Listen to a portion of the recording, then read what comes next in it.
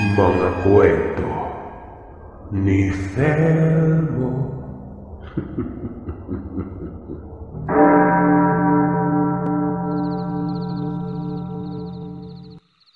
Mapagpalang araw, Sir Seth. Tawagin niyo na lamang po ako sa pangalang Andres. Hindi ko tunay na pangalan.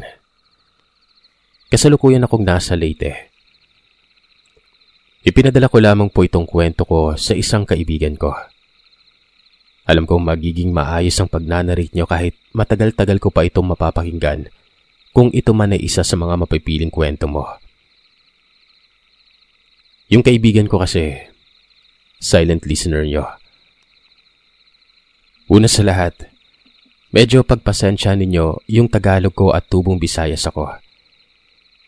Isa akong Bisaya na mas pipiliin kong mag-English or mag-Bisaya kaysa mag-Tagalog kaya pasensya na po talaga sa mga errors ng spelling at mga grammar.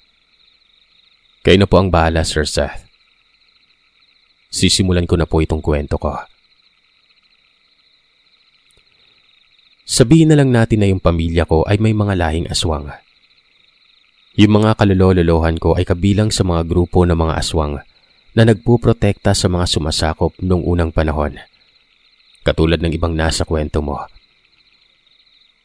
Hanggang sa kapanahunan namin, yung tatay at lolo ko ay nagpuprotekta at nagsisilbi sa isang pamilya. Ang pamilya pong ito, bagamat hindi ko pwedeng sabihin ang tunay na pagkakakilanlan, ay tawagin na lamang natin silang ang mga Dulce. Sako po kami, Sir Seth, sa Hacienda de Dulce. Opo, alam at tanggap po kami ng pamilyang ito. Yung hacienda ay parang isang paraiso para sa amin na nakatira sa loob. Namumuhay kami ng payapa kasama yung mga ibang mga tauhan ng mga Dulce, na mga ordinaryong tao lamang. Bali sa hacienda po nila ay may mga ordinaryong tao. Pero may mga pamilya na mga manggagamot at kami na pamilya na may mga lahing aswang. Sa mga magtatanong, may mga pinag-aralan po kaming lahat na nandito sa hacienda. Pinapag-aral po kami ng mga Dulce at choice na po namin kung magka-college pa kami. Kung gugustuhin namin ay sosuportahan din kami at papag-aralin ng mga Dulce.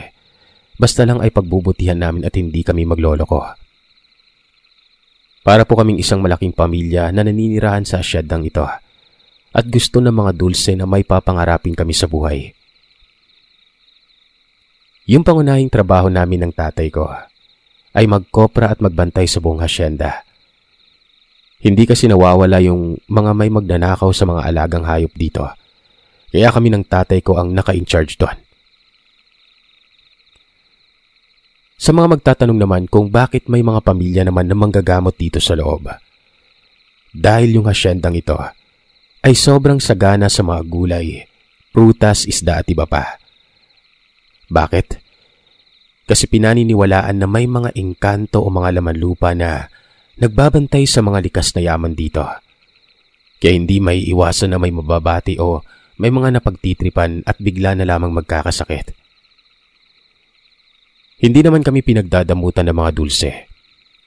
Sa katunayan nga, ay pinapakuha lamang nila kami ng kahit na ano dito. Basta lang hindi inaabuso o kukuha lang kami ng sapat at hindi yung pati kami ay ibinibenta na namin yung hindi naman sa amin. Dapat din naming alagaan lahat ng mga nandito. Isang araw, 19 na taong gulang ako noon. Sinabi ng tatay ko na sasama daw ang nag-iisang anak ni Mrs. Dulce. Natawagin na lamang nating Angela. Nagkita na po kami ng mga bata pa kami pero hindi ko alam kung naaalala niya pa ako. Siya yung nag-iisang anak at ang siguradong magmamana sa haciendang yon. Kaya parang necessary talaga na makilala siya ng lahat ng mga nakatira dito. Simula pa lang nung bata pa kami, meron na akong masasabing puppy love o crush kay Angela. 8 taong gulang po ako noong huli ko siyang nakita at 7 taong gulang naman siya. Napakahaba na ng taon na lumipas bago kami magkikita muli. Kaya sinabi kong hindi ako sigurado kung naaalala niya pa talaga ako noon.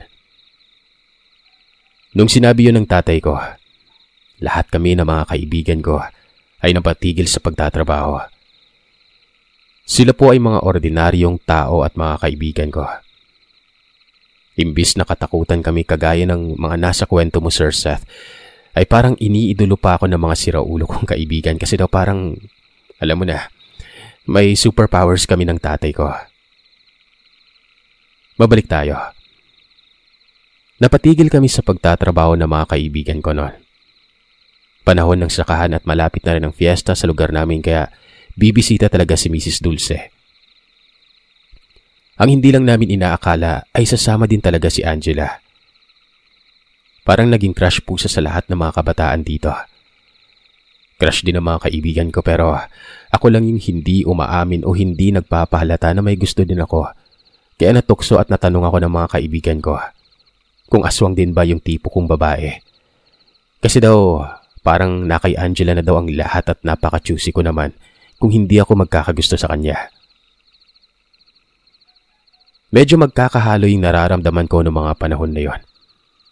Yung huli kasi naming magkita ay hindi pa pinamana ni tatay yung abilidad namin at ordinaryong tao pa lamang ako noon. Tapos ngayon iba na. Ako lang po kasi ang nag-iisang anak ng tatay ko at namatay ang aking ina nung ipinanganak ako.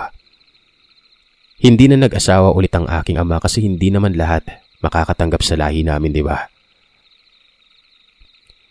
Dahil dun sa ibinalita ng tatay ko, nagtakbuhan lahat ng kaibigan ko pa uwi. Bakit? Para maligo dahil dadating nga si Angela nun. Natawa lamang si tatay at yung mga magulang na mga kaibigan ko. At ako lamang ang binatang natira. Dahil nga hindi ko naman pinapakita na interesado din ako kay Angela. Binaliwala na lamang ito ni tatay kahit pinipilit ako ng mga kaibigan niya na maganda din daw sa pagdating ng isang prinsesa. Yung tatay ko nga po pala ay assistant /secretary /bodyguard ni Mrs. Dulce dito sa hacienda. Kaya umaalis na din po siya para salubungin sila sa baryo noon. Malayo po itong hacienda Dulce sa baryo na aabutin ng 2 oras na paglalakad. Sa katunayan ay wala pang kuryente at signal sa lugar namin kahit sa panahon na yon. Pwedeng-pwede naman pong pakabitan ng kuryente dito kasi hindi naman po nagkukulang sa pera ang mga Dulce.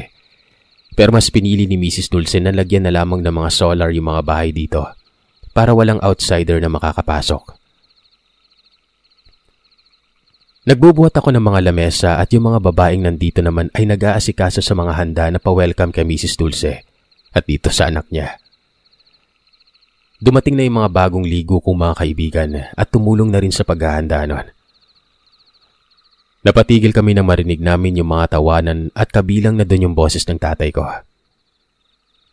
Nagtakbuhan kami at napatigil nang makita namin si Angela na punong-puno ng putik habang nakasakay sa likuran ni tatay. Si Mrs. Dulce naman ay nakasakay sa isang kabayo noon.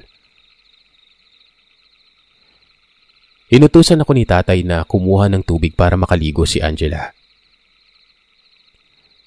Yung mga papansin at pabida kong mga kaibigan, nagsitakbuhan naman para mag-igib ng tubig.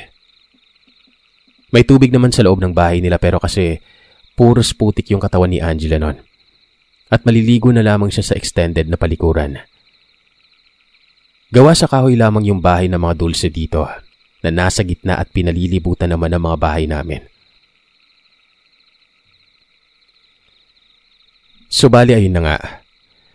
Nagkwento si Mrs. Dulce na nalaglag nga daw si Angela sa kabayo noon.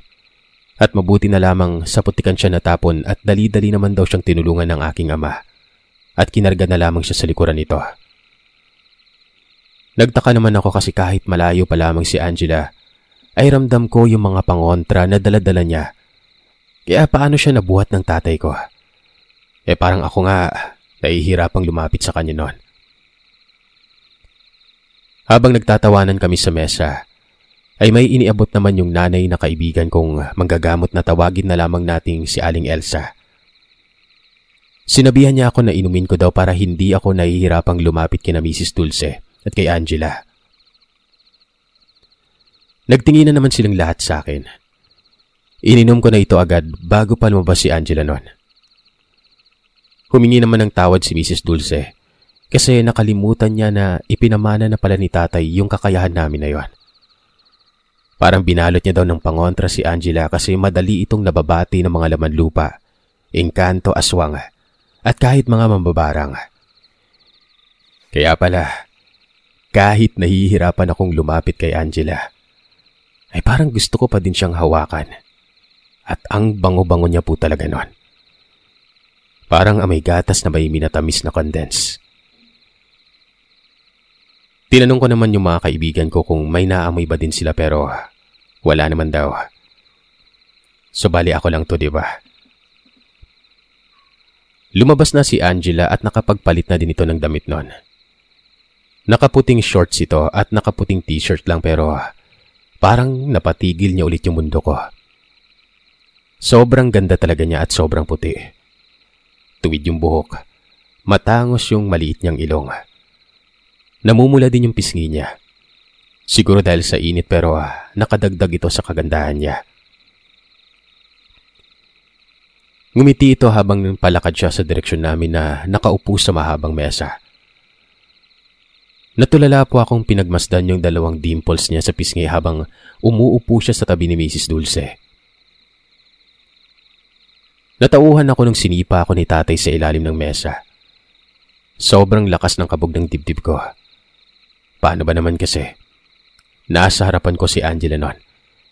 Katabi ko si tatay kasi hiwalay po yung pagkain namin sa kanila. Pag sinabing hiwalay, medyo bland yung lasa kumpara doon sa ibang mga handa. Walang nilagay na panlasa, pero luto naman. Hindi kami kumakain ng tao, Sir Seth. Nakakakain naman po kami ng mga medyo hilaw na karne pero dun lang sa loob ng bahay at hindi yung mga ganitong klaseng pagsasalo.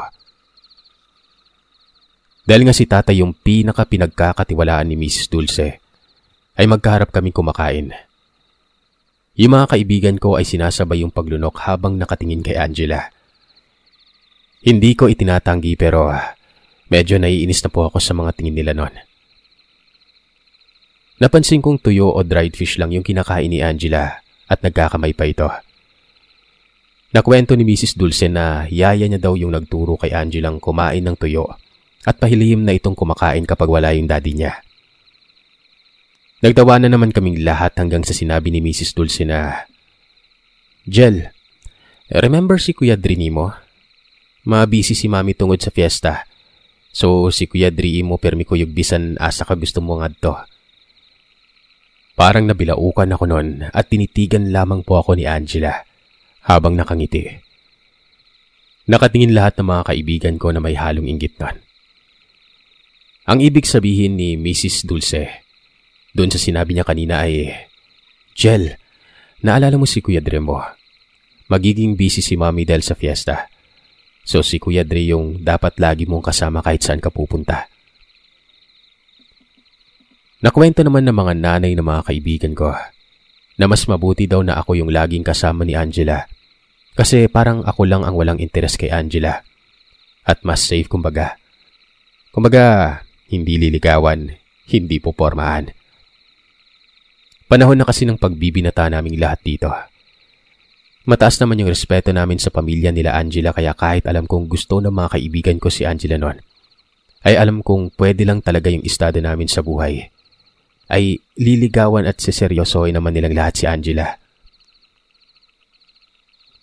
Todo dinay naman yung mga kaibigan ko nung tiningnan sila ni Angela bago bumalik yung tingin niya sa akin. Tahimik lamang ako pero yung puso ko parang sasabog na sa tuwa ka ba nun. Tiningnan naman ako ni Mrs. Dulce at sinabing, "Dre, ikaw nang bahala kay Angela ha." Ngumiti naman ako at tumangunan. Bodyguard ni Mrs. Dulce si tatay kaya alam kong magiging bodyguard din ako ni Angela dito sa probinsyang ito. Hindi naman ako nagrereklamo pero natatakot po akong masaktan na tumasa. Alam kong mas malalim yung pagkakagusto ko kay Angela at alam ko rin na malabong maging kami. Pero bahala na. Matapos kaming kumain ay nagulat ako nung bigla akong hinawakan sa kamay ni Angela noon. Para akong nakuryente. Pero hindi ko po ipinahahalata. Ramdam ko pa rin yung mga pangontra ni Angela pero hindi na po kagaya nung kanina na sobrang bigat sa pakiramdam. Hindi ko alam kung ano yung pinainom sa akin pero nakakalapit ako kay Angela nang hindi ako nahihirapan. Nakatingin lamang siya sa akin at nakangiti at pinipisil yung kamay ko. Tinaas ko lang yung kilay ko at sinabihan na niya ako ng suplado. Wala na nakailan ako, Andres? Tanong niya sa akin na parang naiinis na sa Tagalog ay, hindi mo na ba ako nakikilala, Andres? Sinabi ko naman na hindi. Ang cute niya magtampo. Kinagat yung kamay ko sa sobrang inis niya. Dininay ko po yun, Sir Seth. Bully ako sa kanya dati para mapansin niya ako. Tinatanggal ko lahat ng hair clip niya at kinukuha ko lahat ng chocolates niya. Kaya alam ng lahat dito na hindi ko type si Angela pero magkaibigan kami sa harap ng mga magulang namin. Naalala ko na gusto niyang magpalipad ng saranggola kaya yun ang ginawa namin nun. Nilabas ko yung saranggola na ginawa ko para sa kanya nung mga bata pa kami. Akala ko kasi ay bibisita siya ulit kaya ginawan ko siya ng sarili niyang saranggola. Lumipas ang 2 oras na nakatingin lang kami sa ulap habang umiinom siya ng buko. May pinapatugtog siyang musika kahit hindi kami nag-uusap noon. May boyfriend ka na ba? Bigla akong tanong kay Angela at napaubo naman siya sa tanong ko. Tinitigan niya ako bago siya tumango. Parang nadurog yung puso ko sa sagot niya, Sir Seth. Gusto ko pa yatang saktan yung sarili ko kaya tinanong ko kung pogi ba. Tumitig siya ulit sa akin habang nakangiti at tumango nun. Nainis naman ako kasi parang nai-imagine pa yata siya at namimiss niya yung boyfriend niya sa harap ko.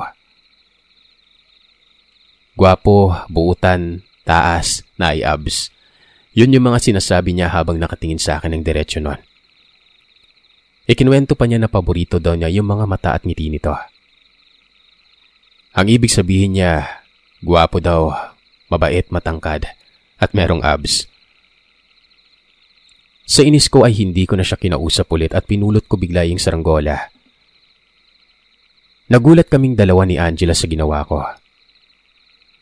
At agad niyang pinaghahampas yung katawan ko habang sinasabing, "Huwag kay buot," or sa Tagalog ay walang hiya ka.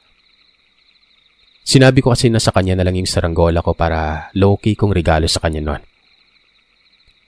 Dapat matakot ako sa babaeng to kasi ang sakit ng mga hampas niya pero ewan. Ibang-iba ang tingin ko sa kanya. Sira na talaga siguro yung ulo ko kaya tinawanan ko na lamang siya na ikinaiyak naman niya nun. Dahil hanggang ngayon ba naman ay binubuli ko siya. Nag-walk out siya sa akin at hinabol ko naman. Nagtaka na lamang ako nang makita ko siya na patakbong pabalik sa direksyon ko. "Tre! Pisting yawa!" Pasigaw niyang sinabi na muntikan ko ding ikinagalit nun. Pinagmumura niya kasi ako pero nawala bigla yung galit ko nung bigla niya akong niyapos. Naramdaman ko yung lakas ng kabog ng dibdib niya. Tinanong ko siya kung anong nangyari at sinabi naman niya sa akin na meron umano siyang nakitang 2 malaking uwak na nakatitig sa kanya noon. Tumingin naman ako kung saan siya nanggaling at wala naman akong nakita.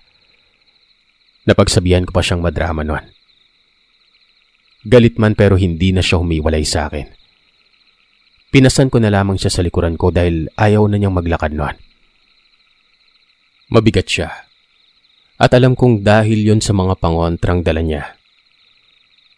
Hindi ko alam kung matutuwa ako o maluluha sa kondisyon kong yun pero binuhat ko siya hanggang sa makita namin ang mga bahay. Bisperas ng piyesta bukas, kaya abala ang lahat sa paghahanda nun. Nakasanayan kasi na nagpapakain ng mga dulse sa isang paaralan dito sa baryo at nagbibigay din sila ng mga school supplies. Pumunta kami doon sa tambayan na kubo naming magbabarkada. Tumakbo naman yung 2 kong matalik na kaibigan na si Lindo at si Fernan. Si Lindo po ay anak ni Aling Elsa, isang manggagamot. Angela! Sambit nilang dalawa na para bang hindi pa ako nakita. Ngumiti lamang si Angela at kinuha yung mangga na inabot ni Fernan. Tumingin naman si Angela sa akin at pinahiwa yung manggang yon. Nainis ulit ako noon kaya imbis na hiwain ay binalatan ko ito at isinubo yung mangga kay Angela. At sa inis niya ay sinubo niya sa bibig ko yung mangga na may kagat pa niya. Para akong baliw na kinikilig kasi parang nagalikan din kami noon pero hindi ko pinahalata syempre at kinain ko na lang yung mangga na ito. Tumayo si Angela nang bigla na lamang itong nawalan ng malay. Buti na lamang at nasaluko si Angela noon bago tumama yung ulo niya sa may bandang sahig. Agad ko itong itinakbo sa loob ng bahay ng mga dulse at hiniga si Angela sa kama. Dumating naman si Aling Elsa, si Mrs. Dulce at ang aking ama. Tinanong nila ako kung ano ang nangyari at sinabi ko naman kung ano yung ginawa namin noon.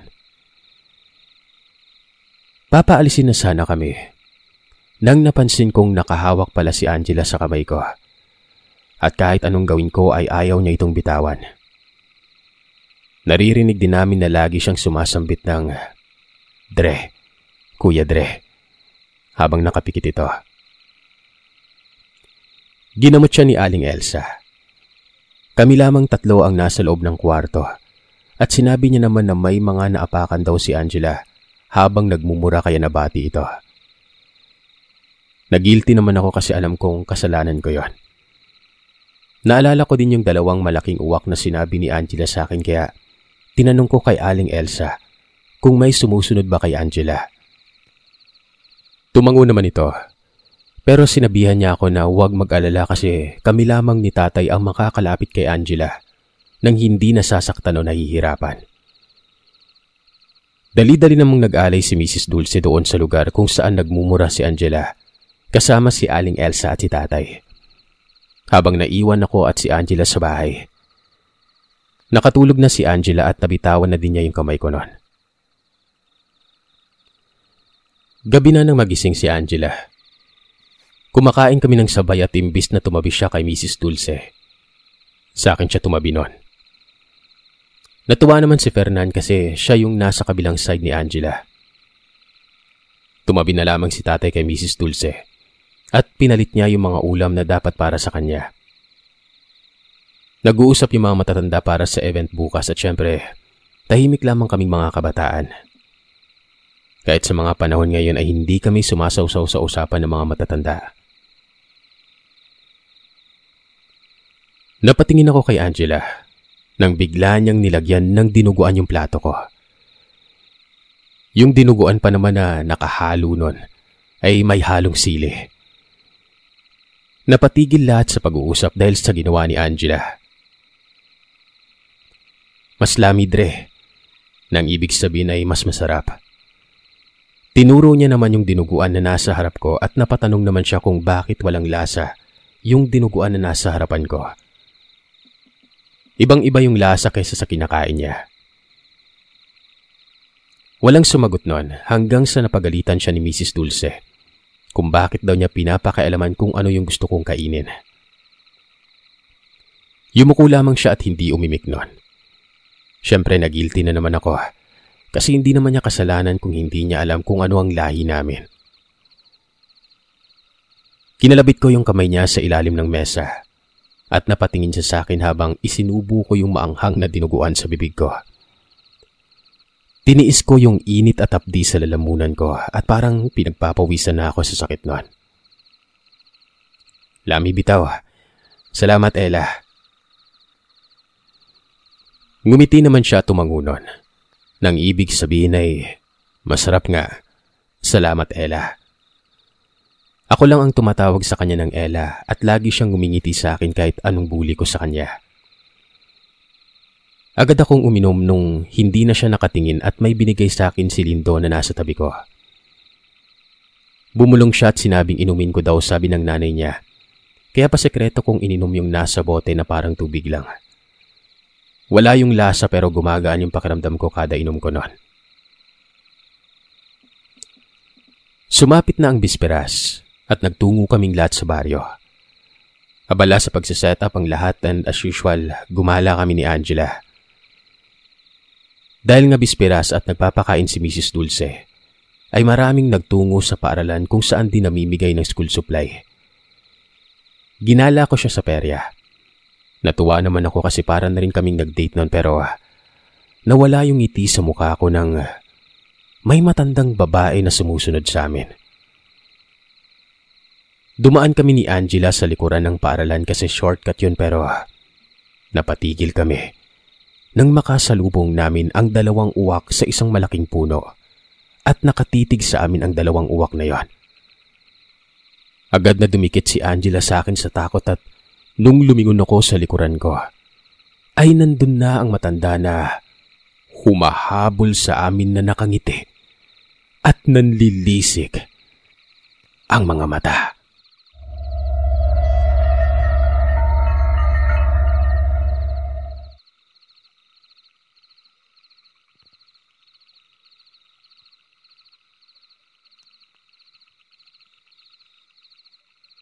Nabitin kayo, no? Maraming salamat mga kagiliw sa pakikinig. Madako naman tayo sa shoutout request. Alam niyo na yan kung sa mga gusto magpa-shoutout. Unahin natin yung mga member natin sa YouTube, sa channel natin. Mga nagsiselebrate ng months rin nila. Happy 3 months, D-Dalicious. Happy 7, Chubby Arnie. Happy 8, Bethany Obinya and Velvel. Happy 9, Kaspunay. Happy 11th, Ayoko 1 Free. And Micaela Pulmones. Happy 12, Emogen. Happy 13th, Bea Miller. Happy 4th, Aunaw. And happy 18th, Maria Teresa Pineda. Sa mga nag-message naman, magandang araw Sir Seth. Pakigreet naman ako bukas October 26 sa papa ko. Ngayon yan na si Kevin Mahinay ng happy birthday. Hope many birthdays to come in your life. Pakishoutout na rin sa mga kapatid ko na sina Kenin, B-Shine and sa bunso ko na si Honey B. Mahinay na sabay kong makinig ng kwento. Maraming salamat Sir Seth. God bless po and more power sa channel nyo. Nico Vince po from Suba, Pasig, Cebu City. Thank you. Pa-shoutout naman kay Bryden, Rada at Dal Tayuba. Gusto pa rin kita tatuan, sir. Message ka lang pag may time ka. More power and God bless. Salute from Reynaldo Benjo Vencio. Kapag naramdaman ko na magpatatu, sir. Go tayo dyan. Sir, pabati naman po ako sa asawa ko ng happy 5 years and 10 months na si Randy Kalingasyon. Salamat po and God bless from Nilani Alcantara. Sir, pa-shoutout po kay Arnie, Jevy, Sir Vic, Sir Ino, Jasminum, Andrea, Joanne at Baby Angel na palagi nakikinig sa inyo. Salamat po from Cyrilan. Thank you. From Risa Centino Loreno. Good day sir, pa-shoutout po sa next story mo sa asawa kong si Dante Loreno at sa mga anak ko na nakikinig din sa iyo na sina Kirstine, Rain Centino, KD Loreno. 6 months na ako nakikinig ng mga kwento mo. Napakaganda ng boses mo. Maraming salamat at more subscribers to come po. Thank you ma'am. Pa-shoutout po sa baby ko na si Kian and happy birthday sa kanilang dalawa ng kapatid ko. Birthday kasi nila is October 30. Wow! And wedding din naman sa 29. Sana po ay may makwento kayong kwentong tungkol sa kasal na multo-multo o aswang-aswang. Naks, salamat. Nakakawala po ng problema pag nakikinig ako sa inyo. Thank you from Liza May Basaya Madredijo. Grabe yung gabunan sa kwento, ubusan ng lahi. Iba talaga ang gabunan kahit berbalang ay hindi umubra. Pa-shoutout po sir, birthday ko po ngayon. Pag-greet na lang. Happy birthday from kay Chansky Smoker. Happy birthday. Sir, pa-shoutout po ulit sa next upload nyo. Glyza Ace Carion, Jamalia Daud, and Maricor Regis. Listening from Riyadh, KSA, thank you so much and more aswang story to hear. From Glyza de Yuday Jose. Sir, pabati naman ako sa anak kong si Arkin Ramirez. Happy birthday, idong love na love ka ni mama. Birthday po niya ngayong October 29, magtatatong taon na po siya. Lagi kami nakaabang sa mga news story na i-upload nyo kasi halos ubos na namin pakinggan lahat ng story nyo. Napakanda po ng boses nyo, more power sa channel nyo. God bless from Arlene Buenaobra. Thank you. Sir, birthday greeting naman in advance kay Ate Chen Borja at Ate Angel Nicole Borja from Ping Olal. Hi Kuset, pa-shoutout mo sa Capistrano family sa San Pedro, San Juan, Antique po. Wow, may kilala akong Capistrano dyan. Nurse ata, alam ko. Hi sa bebe ko and to my nanay Geraldine and my tatay Totit. At sa mga kapatid ko na sila Gian, Glida, Gelji, Glenn, Shula at Ate Giesha po na nasa Abu Dhabi at si Ate Giselle na nasa Canada at sa 3 babies po namin na sila, Shaimel, Amara at Alicia po. Idol na idol ko po kayong narrator and sexy po ng boses niyo, Nax. Lahat na ata ng story mo, narinig ko na itong latest upload mo na lang po hindi. Thank you so much po. God bless you from Girla Baby. Thank you, ma'am. And last but not the least, sir, pa-shoutout naman sa asawa ko na si Geraldine Bucaneg. Lagi kami nakikinig sa iyo bago matulog at habang nagluluto ng ulam lalo na sa trabaho. Kaya halos lahat ng kwento mo napakinggan ko na. Salamat from SJ Bucaneg. Thank you. Hello mga kagiliw, maraming salamat sa inyo. Syempre, part 2 tayo bukas.